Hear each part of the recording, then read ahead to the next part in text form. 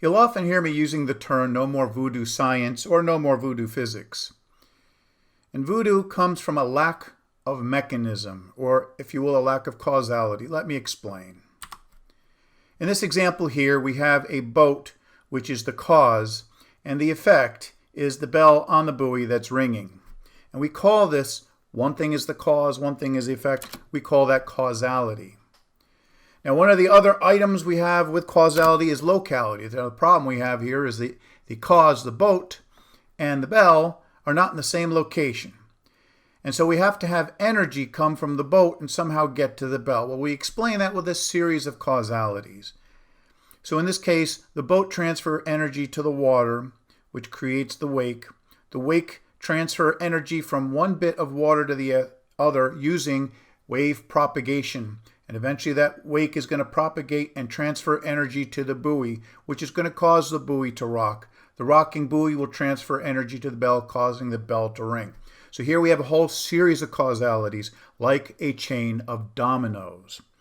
Other aspects are vortrality. Now, that's a word I made up to mean that your transfers of energy through each step of the causal process must be a vector or higher construct, meaning it must have a magnitude and amplitude. You cannot use scalar fields. You cannot use scalar conservation of energy techniques. Those do not transfer energy using a vector product. Now, I use vortrality because in vortex algebra, which is the foundation of ethereal mechanics, we also have matrix and higher constructs that can also transfer energy. And so I don't say vectrality here, I say vortrality to give us more degrees of freedom. There's also the sentiency. This bell just can't automatically know that the boat's coming in order to ring. You have to have a causal chain of events getting to the bell. So we can't make any argument about sentiency, that the bell is sentient. And we can't also say that the energy could transfer instantaneous. Any instantaneous transfer of information or energy from one point to the other is a violation of physics. So we cannot violate instantaneity. And voodoo violates all of these items. And all of these tells are part of the mechanism tells. Again, in voodoo, they don't explain how when you push the pin into the Albert Einstein voodoo doll that Albert Einstein all of a sudden feels chest pains. There is no defined mechanism, and that's why it's voodoo. And you're saying, well, we don't have that much voodoo in science, or everything is well defined and deterministic. No, there's a lot of missing information. There's a lot of voodoo. Your jaw is going to fall to the floor when you see how bad the state of physics is. Just hang on. We're going to get there. Well, let me first introduce this. This is Distinti's Rules of Scientific Acquisition. And this is the 5th video, which is Ambiguity Part 1, The Mechanism Tells. These are the tells of mechanism: causality, locality, vortrality, sentiency, and instantaneity. Okay, ambiguity occurs from missing information when a model fails to provide a connection between action and reaction. That's a mechanism. It fails the mechanism tell. And essentially what you have is spooky action at a distance. One of the things that Albert Einstein railed against, and his models are violation of the voodoo tells as well. So his models are voodoo. Oh, I alternatively call these the voodoo tells or the mechanism tells. It doesn't really matter. Now, the next video, we're going to discuss the second part of ambiguity, which is the obfuscation tells. I probably didn't pronounce that right.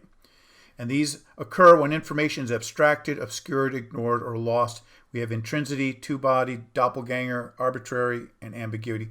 Here, this was the original name of this tell. It's now a trap, but the doppelganger trap is also a good name for it too. This name is kind of hard to, it doesn't really convey the idea, so I came up with another one, but both are valid names for this.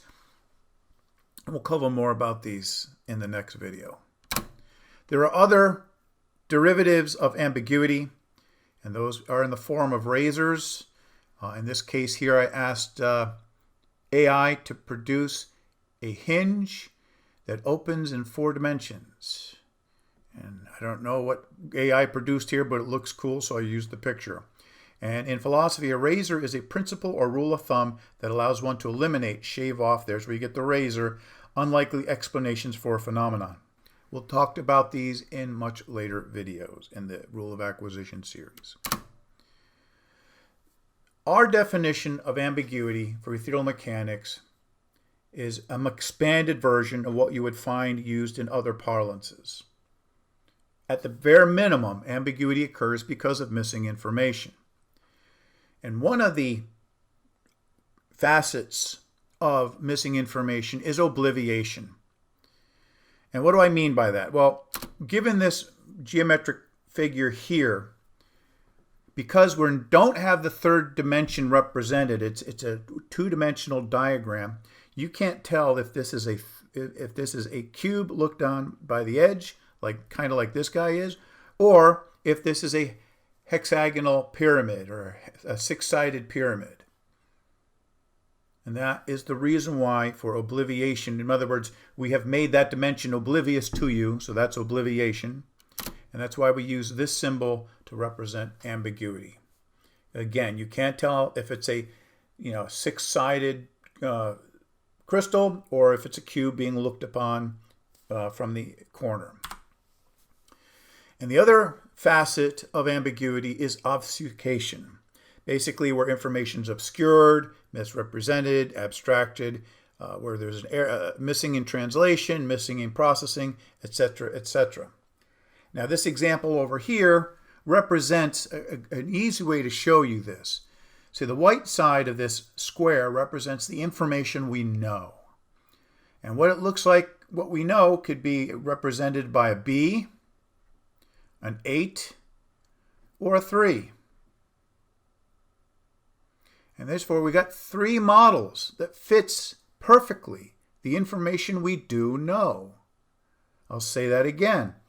Because we don't have all the information, we have an ambiguity of which is the correct model. All 3 of these models fits perfectly with the information that we do know. And that is one of the causes of ambiguity.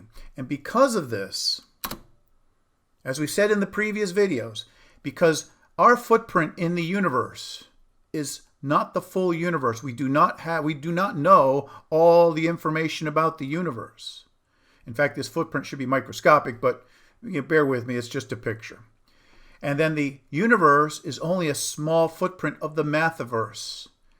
And so the information we know is microscopic. Therefore, of the information we don't know means there could be virtually infinite models that fit the information we do know perfectly. And each one of these little spheres represents a model, a theory of everything we know now, not a theory of everything, a theory of everything we know now that would fit our information perfectly. But because we don't have the rest of the information, there could be virtually infinite models that fits what we know now. And this is the purpose for the new rules of acquisition, because the problem science has now is they've got their models and they think they know the irrefutable truth, when in fact there are probably an unlimited number of models out there that fit what we know now perfectly. Now, they're right. In the end, only one of these is going to be the truth. But we don't have enough information now to know which one is the absolute truth. In fact, all of these are going to give us perfect results within the realm of what we know now. And that's why we need the new science paradigm. In the new science paradigm, here we're using Justice as an avenging angel, and she is traversing through this fields of all these models, all these false theories, because only one of them is true. And her symbols represent the new science paradigm. For example, her blind represents that we do not know what the truth looks like. We have no guide, we have no template. We are walking through the valley of death blind here.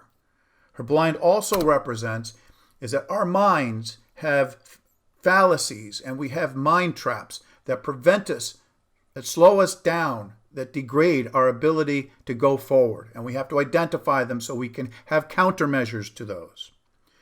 Her scales represent that experiments are one of our means to judge models. We've had that ability for thousands of years. What the new science paradigm introduces is another tool called tells, which allow us to judge models now without waiting for counterexamples to prove them wrong. We can decide that the models are wrong based on the properties of the models. And this will help us supercharge going forward. Her sword represents the razors, which will help us slash our way forward in all of this. Will supercharge forward progress in technological development. And ambiguity is one of the most prolific parts of the new science paradigm because all of our problems, most of our problems stem from ambiguity. And studying all the facets of ambiguity is the most important thing we can do. Now, I've said in the past that the second rule of acquisition, the wrong answer tell, is the most powerful tell. That's not to be confused with the most prolific tell. Now, the wrong answer tell is widely accepted by scientists, but only if they accept they have a problem. And a lot of times they don't want to admit they have a problem. And that is one of the problems with the wrong answer tell, is people admitting that they actually got a wrong answer rather than agreeing that they made a mistake and burying the problem. We talked about that in the previous videos. And because ambiguity is the most prolific cause of our problems, studying it in all its forms is critical. Because a major drawback of the second rule of acquisition is that it may take hundreds to thousands of years before the technological footprint expands to expose a counterexample.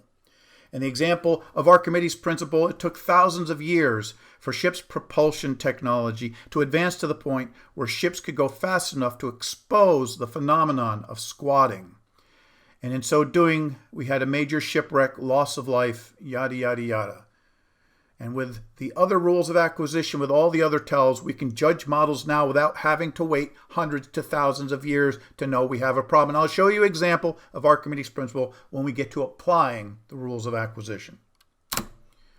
And the reason why it's important, we need to supercharge technological progress as fast as possible because extinction level events are always on their way. There is always an extinction level event. Here we have the Earth. All of our eggs are in one basket. We are one supervolcano. We are one plague. We are one nuclear war. We are one asteroid impact, yada, yada, away from total extinction. We need to move our population off the Earth in significant numbers, not just to save the human race, but also to save Mother Earth. Because Mother Earth will throw us out of the nest. I mean, the U.S. government stopped gain-of-function research with viruses, but Mother Earth has not stopped gain-of-function research with viruses. New viruses and bacteria are evolving that are becoming antibiotic resistant or viral treatment resistant, whatever. And Mother Earth is going to defend herself. We should beat her to the punch and protect her. That's the end of our introduction. Now we're going to look at some definitions and some rules of acquisition. And then after that, we're going to apply them and show you just how deep the rabbit hole goes. So the first definition is causality. Causality is a notion that one event causes another. Just like one domino falls to hit another domino. A causes B. And so you look at the first one, you can call it a cause and effect, or you can call it action and reaction. So the first one would be the cause or the action. The second one would be the effect or the reaction.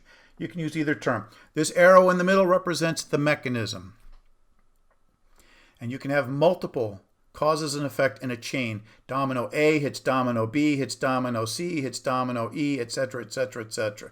And you can also have a fan out where A causes B and C, and B causes D and E. You can have any way you can arrange dominoes, you can have a cause and effect scenario. There is a temporal aspect to causality. And I probably can do a whole video on just this. But essentially, cause must lead the effect in time. In other words, the cause must come first. If you turn a light switch on and then the bulb comes on, the bulb can't come on before you turn the light switch on. Okay, so the effect also must lag. This is said both ways to prevent ambiguity. Now, if you fail these rules of causality, that disproves your theory. Your theory must be consistent with the rules of causality, including the temporal ones. Now, for the temporal rules, complying with a rule does not prove your theory. Okay, if you sneeze and a volcano erupts in another part of the world, well, yeah, your sneeze came before the volcano. Okay, but that doesn't mean your sneeze caused it. So just because you satisfy the temporal rules doesn't mean your causality is true. That is what's known in philosophy as a post hoc fallacy. So again, I'm going to probably do a whole video on the temporal aspect of causality. This is just the formal definition of the causality tell, rule of acquisition 16. You can read this on your own. The only thing I'm going to point you to is the cause must lead the effect. I don't have the other half, the lagging part. I put that in the 19th rule of acquisition just to make it balanced nicely. Now you have the locality tell. Locality is a spatial connection between cause and effect. Essentially what a locality means is if you have a domino A transferring energy to domino B, they have to meet at a location for that energy transfer to occur. Okay, you can't have this other domino here fall and have another domino somewhere else fall unless you define the locality and causality of maybe a vibration in the table that transferred and knocked over another domino. You have to define and explore and ferret out that causality. And then you have the vortrality tell.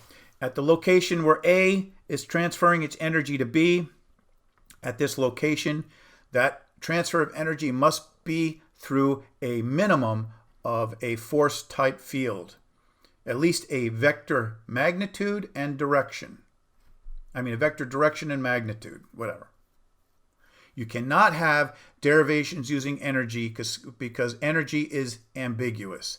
Energy does not have direction. So you cannot use derivation. You can use them as a check, okay, but you can't use them for the actual definition of physics. And then you have the instantaneity tell. A cause cannot transfer instantaneously to the effect. And here is where I put the effect must lag the cause. This is the corollary of the other one in the rule of acquisition 16. And so all of these make for the mechanism tell. I'm not going to read this to you. This is just the formal definition of the 18th rule. Now, there are places where the other causalities don't quite apply, and so we use this one by itself. That's why this actually has its own. You'll see examples of it as we go on. So now that I've given you some definitions and we've kind of defined some rules of acquisition, let's apply the rules of acquisition to some commonly held scientific models and see how much mischief we can get away with. Okay, this is the Biot-Savart model. This is the model for magnetism. Now, this picture comes from this location here. I am not singling them out. This is something a lot of people do. And one of the problems I have is this thing here, which is shown here, is a concentration of flux lines, a density of flux lines, but they always show it as one single flux line, which is a misnomer. So also, the one little fragment of wire is the cause of this field. So what they do to find the complete magnetic field is they go for every little fragment of wire and add up the effect from every fragment of wire to find the complete magnetic field. But for the purposes of analysis, we're just going to look at this one little fragment because what works one fragment works for all fragments. And let me show you the better representation of what this little fragment does. I'm going to turn it on its side a bit. Here's a little fragment. Here's the vector going off to a location in space. The X's represent the fields going into the page. The dots represent the field coming out of the page. In this case here, they don't represent field lines. These represent the directions of the field. The density of the field line is represented by how bright the yellow is. So where the yellow is the brightest, you have more flux lines per unit area. Where the flux lines are dimmer, you have fewer flux lines per unit area. And this vector represents the location where we're computing the flux density at for this fragment. Now, let's run some numbers into this to show you how weird everything is. So let's say, for the case of example, that there's 1,000 amps going through this fragment, and that little fragment's 1 millimeter in length. And the location we're looking at, we're going to pick a place at broadside rather, at 1 centimeter away. And if we run this into the calculation, we end up with 0.001 flux lines per square meter. So we would have to add up 1,000 square meters just to get one flux line. So when they show you pictures like this, and they say, well, these are the flux lines around the magnet, that's a lie. The math does not support anywhere near the number of flux lines shown. And this is not the field lines. This is how iron filings respond to a magnetic field. Iron filings themselves distort the magnetic field.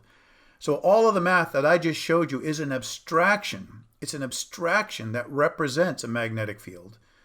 But as you can see, the number of field lines is like almost non-existent. And that's because it's just an abstraction. It doesn't really matter how many flux lines there are. Because of the constants used, they're going to get the right answer. So it's not a real representation of magnetic field. It's an abstraction.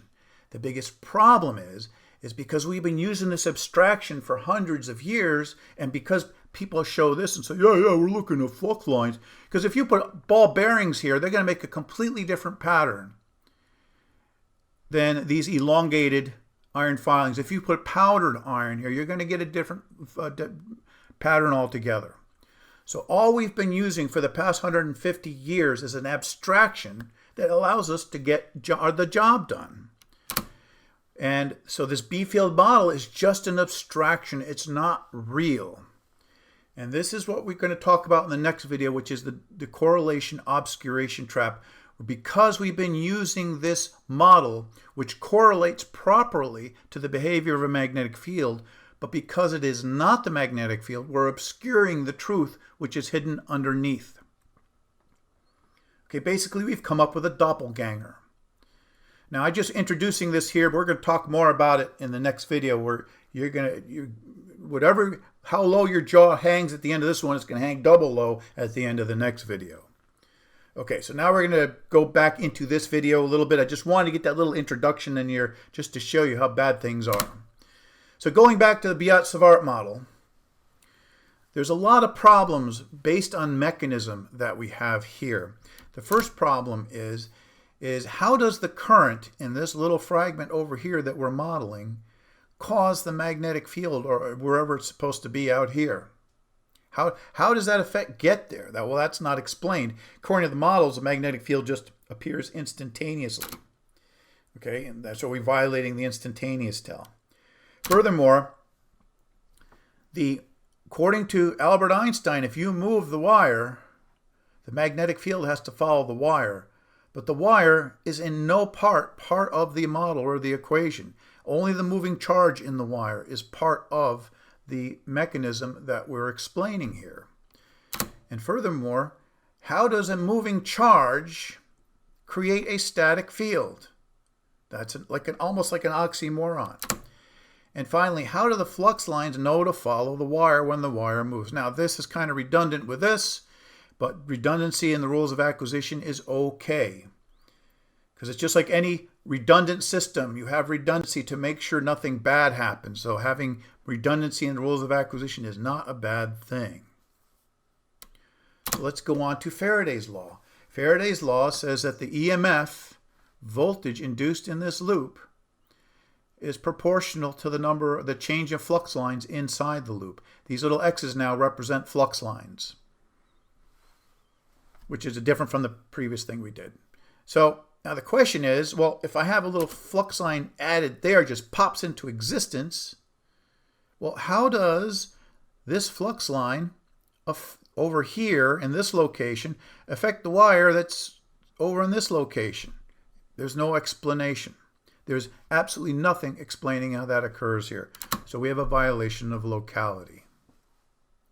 Secondly, well, where in the wire is the EMF developed? Is it everywhere at once, or is it just in one location or another? Again, this doesn't explain it. The construct of the wire is not even part of the equation. Not even part of the equation. So we have a violation, a plain old ambiguity violation.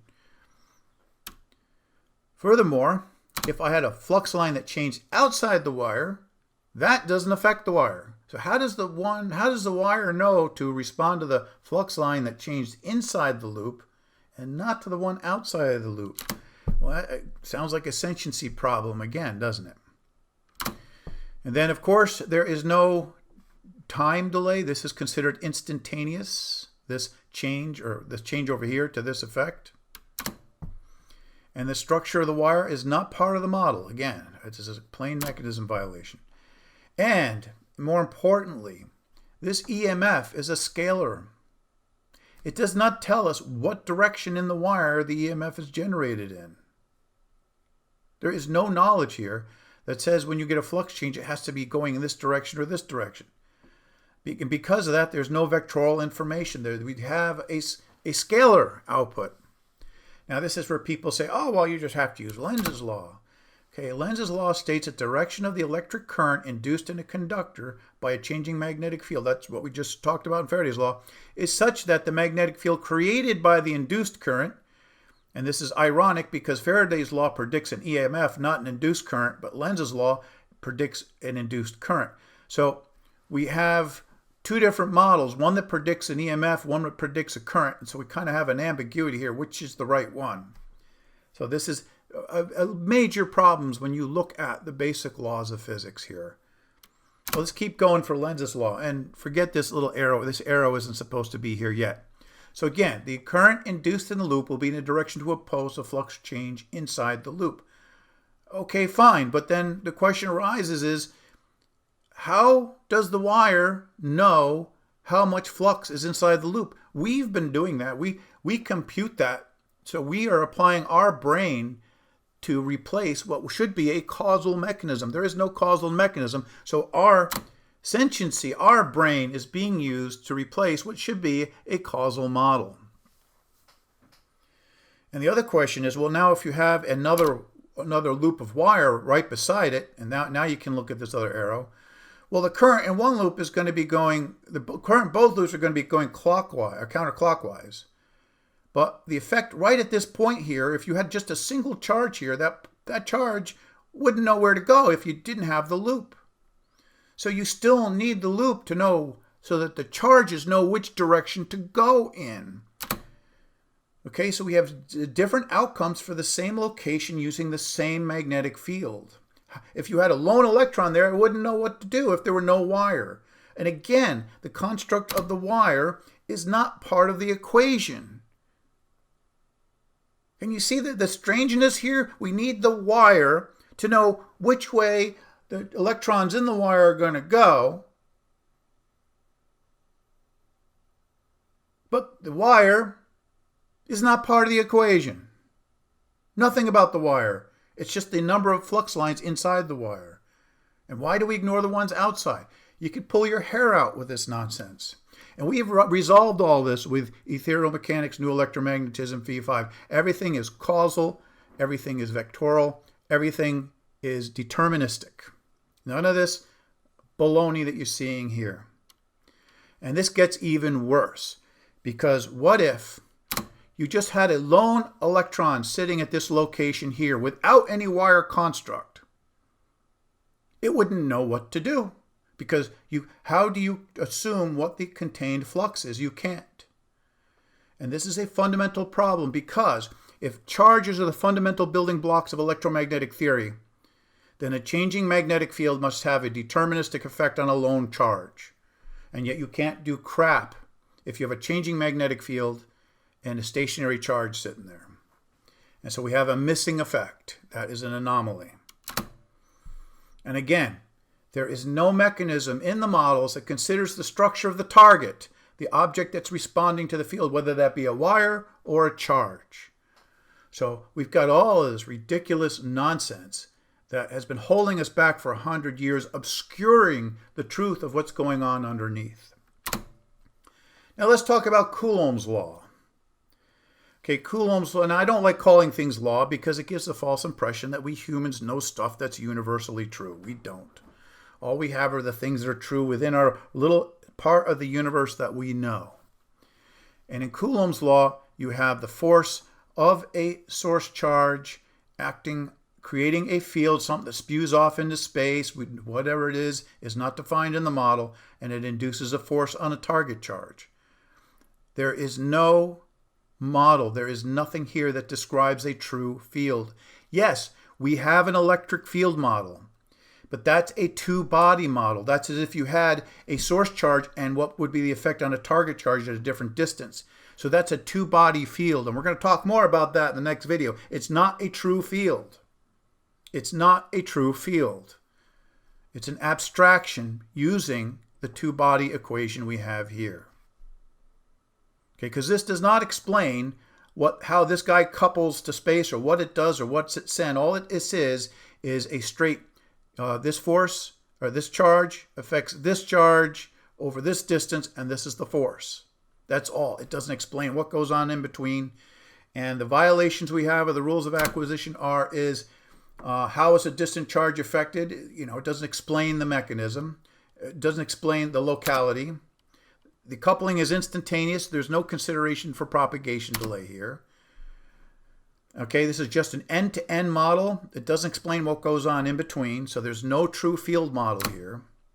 Right? Okay, now we're going on Archimedes' principle. Now, 2,000 years ago, if they had the rules of acquisition, it would have violated the locality tell because Archimedes' principle doesn't tell you where the force is applied to the hull of the ship. It also violates the vortrality tell because there is no distribution of force and pressure along the hull that you can get from Archimedes' principle. And so it's general a mechanism failure. But had we had these 2,000 years ago, we could have known that we need to find something better, that there's a better model out there other than Archimedes' principle. Because again, first rule of acquisition, just because you get the right answers doesn't prove you're right. Newton's law of gravity has the exact same problems as Coulomb's law. All you have is a force acting on a second mass caused by a first mass. There's no explanation how the source mass couples to space, how that effect couples across the distance of space, and how that disturbance of space couples to the second mass. All you have is, just like Coulomb's model, is an end-to-end force model. All you have. Again, so we're violating the locality, instantaneity, and general mechanism failure. All the same issues we have with Coulomb. One of the major tells that we're going to cover in the next video is the arbitrary constant of relation, which basically abstracts away all those mechanisms. And only in ethereal mechanics have we derived G from the underlying models to give you a valid reason why G exists. And people say, oh, and we have general relativity, which has the fabric of space-time field model. That satisfies everything. No, I'm sorry. General relativity uses the same arbitrary constant of relation, and therefore it is essentially the same model, and it's missing the same. And just like Coulomb's model, where we put a force abstraction on top of the field model, that's exactly what they've done with the fabric of space-time. It's not a real field model. It's not a real field model. Quantum mechanics. Okay, so I break quantum mechanics into two parts. First, you got normal quantum mechanics that uses a probability distribution. And then you have zombie mechanics, which is quantum mechanics where they use probability superposition. Okay, in this part here, we're going to talk about normal quantum mechanics. In normal quantum mechanics, they use probability distribution to model quantities of particles, and they do a great job with semiconductors and all that other stuff. Now, the problem with using probability theory is that probability theory has no causality. Like, for example, you've heard of the statistic, 95% of automobile accidents happen within 5 miles of the home. There is no causality there. It's just, well, in the past, 95% of the automobile accidents happened within 5 miles of the home, so that's probably going to carry forward into the future. And that's very useful. I'm not saying this is bad. This has its use. Okay, the problem is because there's no causality, anybody can come up with any crazy, insane theory as to what the causality is. Like, for example, oh yeah, there's krakens that hover over your house waiting for you to come home, and you got to get into your garage before the kraken destroys your car. Then you're good to go. You can come up with any ridiculous nonsense. And because there's no causality with quantum mechanics, it cannot be part of a theory of everything. Oh, it's going to be fine for what they use it for, but it cannot be part of a theory of everything. I mean, the part about that energy is quantized, that can, but the stuff where they use probability theory, it can't. You can't have a probability theory. Like Einstein said, God does not play dice with the universe. But, okay, just like we're using probability theory and semiconductors to, explain how electrons get over the band gap and all that other stuff, the problem here is we're using simplified probability densities. Okay, with a theory of everything and supercomputers, we're going to be able to use the actual models of the substrates, the materials, and everything to compute more precise probability densities, even ones that have degrees of freedom for things like temperature and et cetera, such that when we then re-engage quantum mechanics with those better probability densities, we're going to have better semiconductors that do things people wouldn't believe today, that would think is magic. Okay, so we're going to improve quantum mechanics with a theory of everything. Now we get to the other side, the zombie mechanics. And for those people that don't know, zombie mechanics is, you've heard of Schrodinger's cat, where they put the cat in the box and it's both alive and dead at the same time. Well, to me, that's like burying a cat in a pet cemetery and it comes out both alive and dead at the same time, which is by definition a zombie. So I had AI make up this picture. And the problem with zombie mechanics is that it's just outrageously stupid, ridiculous crap. I am sorry. A lot of the things like the Bell experiment you can do using normal physics coupled with normal quantum mechanics, and you can get all the right answers. You don't need any of the fancy quantum entanglement or the particle wave duality. All that stuff is scientists reading the properties of their instruments into the physics they're looking at. And that is one of the problems. They are blinded by their instruments. Like, for example, the quantum entanglement violates all of the mechanism tells. Now, that doesn't mean they can't come up with a reason to explain it in the future, but until they do that, it's not acceptable. Let's just say it that way. So again, you have to have a local causal vortral mechanism between cause and effect, because if you don't have that, you're doing voodoo science. Okay, let's review the punch list. This is our spreadsheet, and we've updated it now with today's video. That are all these things 16 through 19, 23, and 25. Okay, so Archimedes' principle violates the second rule, and whenever you violate the second rule, there is no need to do any other rule of acquisition because, like I said, the second rule is the most powerful. If you fail that, you're done. You don't have to consider anything else. Okay, so all the models that violate the second rule are basically wiped out. Now, the only thing I've done here for Archimedes' principle is to say, well, if this were 2,000 years ago where this wrong answer didn't exist, we could have seen where Archimedes' principle failed. And we would have known that there has to be a better model out there. So we could have used the rules of acquisition to push technology ahead faster, instead of waiting for the counterexample that happened 2,000 years later. I'm not going to do much with the standard model now. That requires a video all of its own. Special relativity, we didn't cover, but special relativity is easy because it has length contraction and time dilation, but it doesn't explain the mechanism for those. It just says length contraction, time dilation must exist for us to get the right answers, but it doesn't explain what causes length contraction or time dilation. And because of that, they have paradoxes. Okay, so we're just going to basically kill special relativity right off the bat for lack of causality, ambiguity, and lack of a mechanism.